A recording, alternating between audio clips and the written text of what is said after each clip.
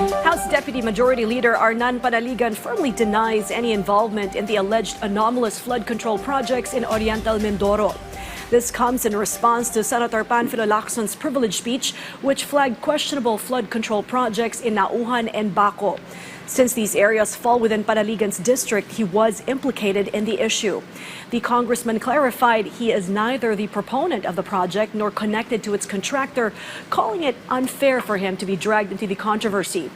In fact, to help resolve the issues, he wrote the DPWH in 2024 requesting immediate action.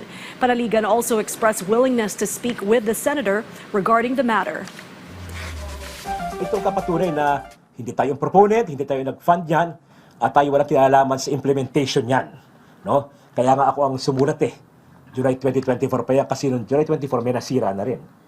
Then itong habagat noong July ay nadagdagan ang sira. I'm willing to explain sa kanya, I'm willing to sit down sa kanya para ipaliwanag itong side natin. Maybe I can also deliver my own privilege speech here to clear things up.